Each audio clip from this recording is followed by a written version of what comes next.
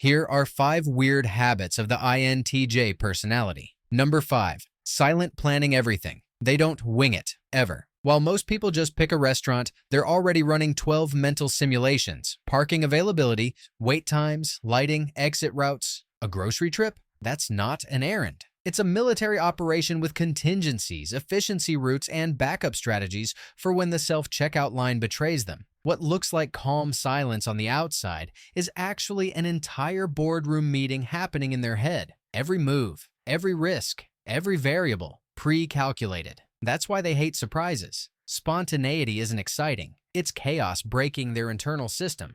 They don't plan because they're anxious. They plan because the world runs smoother when they control the variables. For everyone else, that's overthinking. For an INTJ, it's just Tuesday. Number 4, feeling emotion. Logically, when emotions hit, INTJs don't melt down. They open a mental spreadsheet. Something hurts, they don't cry about it. They analyze it. Why did this happen? What triggered it? How do I make sure it never happens again?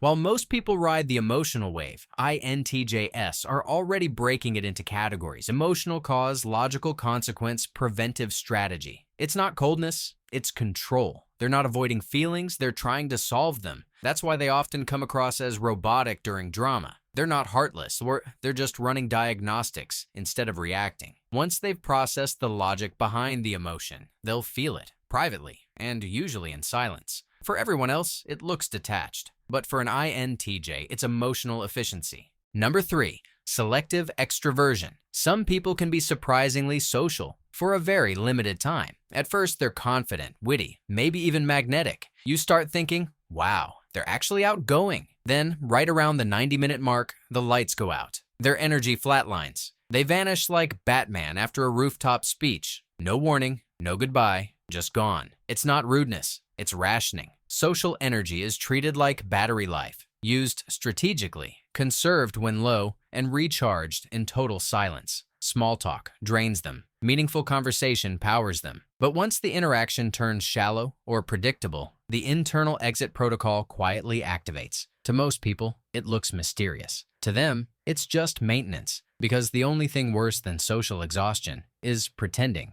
it's not happening. Number 2, obsessive skill mastery. When something catches an INTJ's interest, it's over for everything else. What starts as curiosity turns into full-blown monk mode. One week, they're casually reading about chess. The next, they're up at 3 a.m. defeating AI bots and studying grandmaster strategies like it's a personal war. INTJs don't dabble, they dismantle. They break a subject into systems, patterns, and rules until it's mapped, optimized, and mastered.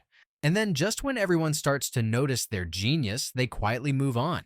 Because once they understand it, the challenge is gone. It's not about showing off, it's about control. The satisfaction of turning chaos into structure. For an INTJ, learning isn't a hobby, it's an extreme sport. Hold up. Before number 1, confession time. Which of these INTJ habits called you out? Comment your guilty one below. This is a safe zone for overthinkers. And if you laughed because it's true, go ahead and subscribe. You've officially been profiled. And now, time for number 1. Secretly wanting to control the world just better. INTJs rarely say it out loud, but deep down there's a quiet voice that whispers, if I ran this system, it would actually work. Whether it's a company, a country, or a group chat, they can't help spotting inefficiencies like a detective sees clues. They don't crave power for the ego trip. They crave structure. Systems breaking, people being illogical, rules making no sense. It's painful to watch. So while everyone else complains, the INTJ's brain starts redesigning the blueprint. Politics, management, even social dynamics, they can see exactly how to fix it if people would just listen. The irony? They don't actually want to rule. They just want competence. If the world worked properly, they'd finally relax. But since it doesn't, they quietly keep planning version 2.0, humanity, but efficient.